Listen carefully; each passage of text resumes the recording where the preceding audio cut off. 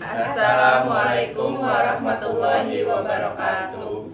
Perkenalkan, nama saya Nabila Faiza dari kelas 11 MIPA 1. Perkenalkan, nama saya Muhammad Rifali dari 11 MIPA 1. Perkenalkan, nama saya Dimas Azhara dari kelas 11 MIPA 1.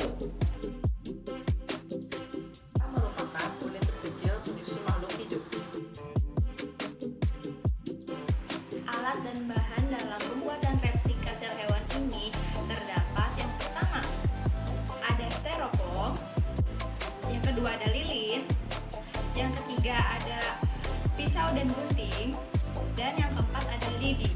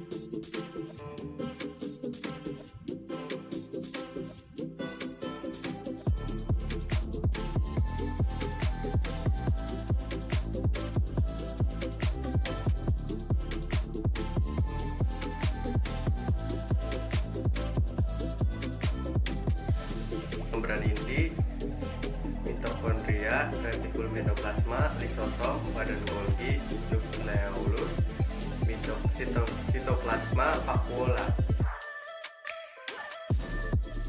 Bagian ini disebut membran inti atau lapisan penyelidik inti sel yang berfungsi sebagai menyelimuti seluruh inti sel dan untuk pemisah antara inti sel dan sitoplasma.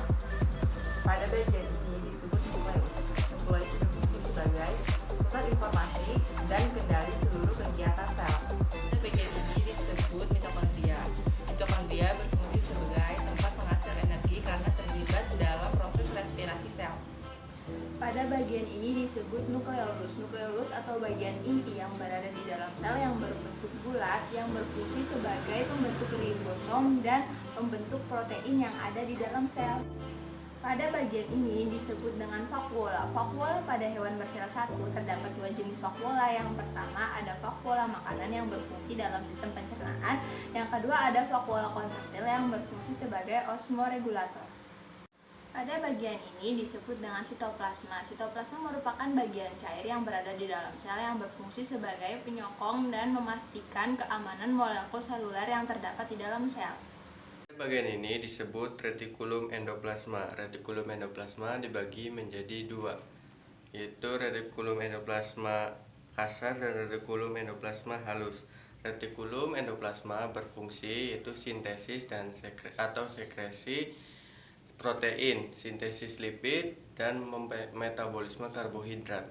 Pada bagian ini disebut badan Golgi. Badan Golgi berfungsi memodifikasi dan transport makromolekul serta pembentukan lisosom. Bagian ini disebut dengan lisosom.